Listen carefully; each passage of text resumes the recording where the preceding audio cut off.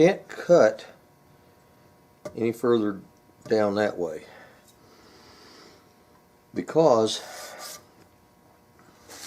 the taper from here to here is set,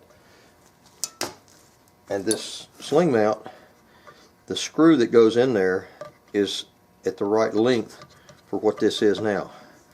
And I will check that before I completely go with that, but I think my height this way is good. It's established, and I don't need to try to change that. All I'm doing is rounding this over on the bottom and making it fair. The spoke shave is chattering a lot, but it doesn't matter right yet because it's pulling off what I need to be removed and going against the grain, but it's cutting well. When I get down closer to what I need, I'll turn it around and go the other way, and it'll stop chattering. It'll start cutting smoothly.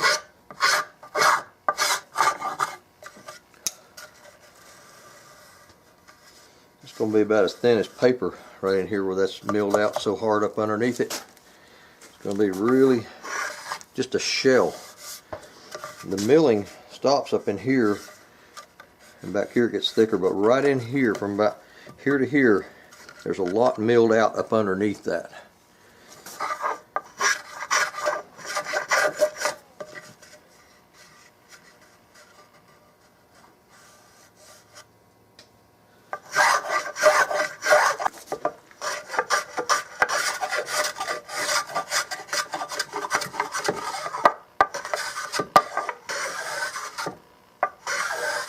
The reason that I stopped using that spoke shave is it doesn't keep things straight. It can wave and wiggle. This will straighten things. This only hits the high spots. And that bandsaw cut that I made a while ago, it's a little wavy right there. A plain or a straight block is a lot better way of keeping fairness. I've explained fairness before in other videos, but I never know who's watching these from time to time. Fair is an old boat building term. It was the smooth transition from the bow of the boat going back to the stern, and it was a smooth where it didn't cause turbulence in the water, and it made the boat slide through the water better. Eventually, when they started making airplanes, race cars, they adapted the word of being fair to a thing called a fairing, which is a transition piece between the fuselage and the wing. Any 90-degree corner on an airplane causes turbulence and slows the plane down. On race cars, they put a fairing in front and back in front of the right where it hugs the ground to keep wind turbulence out from underneath the chassis. And fairness is something that you have in some furniture design, but in guns it's kind of important. Just for looks, that's all it is. You don't want to see a bunch of waves. I get sad when I see high dollar Winchesters and Brownings and stuff, and they've been machined.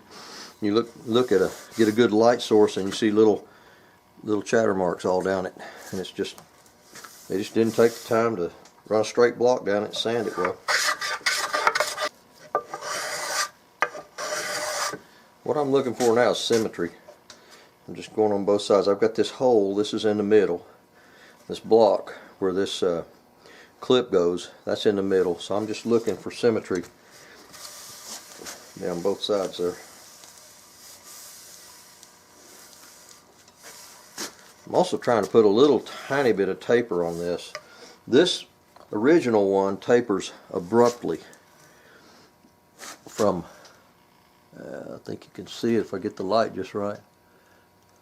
There's an abrupt taper right here, and it goes from thick and goes down, and then it tapers out.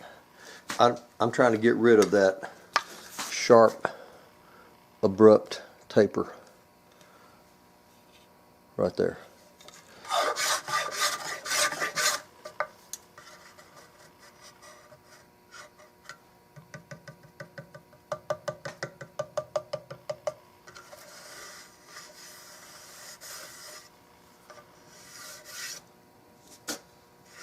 I think I better flip it over and look at it from the top side. This side's thicker according to this barrel channel. This side's thicker.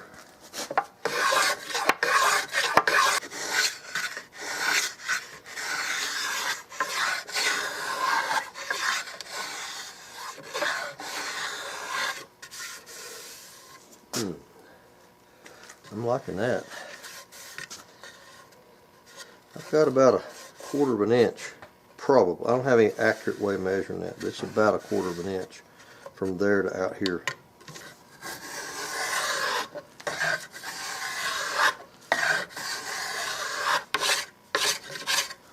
The grain is so crazy in there and twisty. No matter which direction I go, I get some chatter.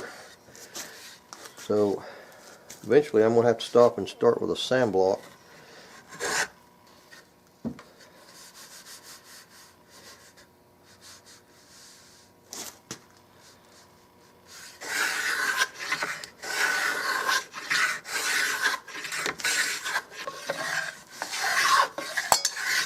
Well, it's the end of November, a few days after Thanksgiving, and I built a fire in my shop for the first time because it's cold outside, and now I'm sweating. Gotta get rid of that shirt, but I think I'm ready for a straight block.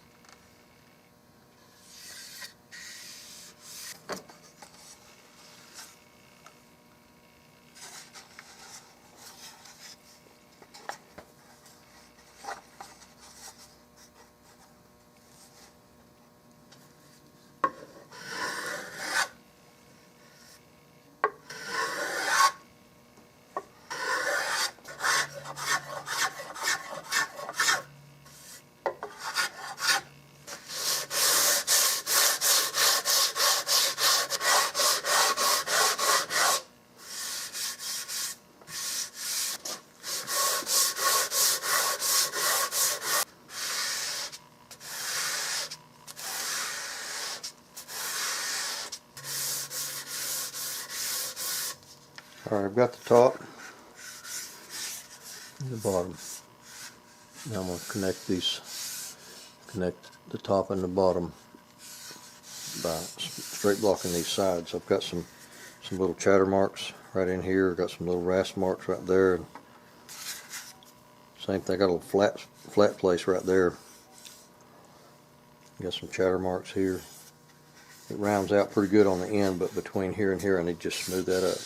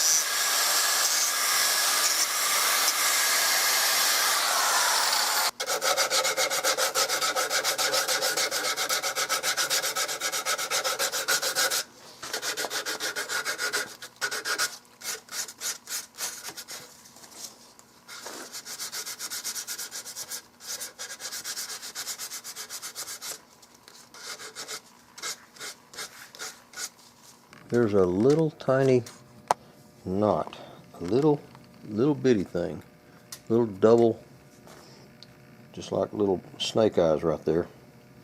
And there's a hole right in the middle of both of those. Itty bitty tiny hole. And if I leave it alone now, it's going to give me grief when I start finishing. Actually, there's another one. There's one right up here too. When I start finishing, they're going to take forever to fill those things up. But what I'm going to do is take a teeny drop of super glue and drop it in that hole.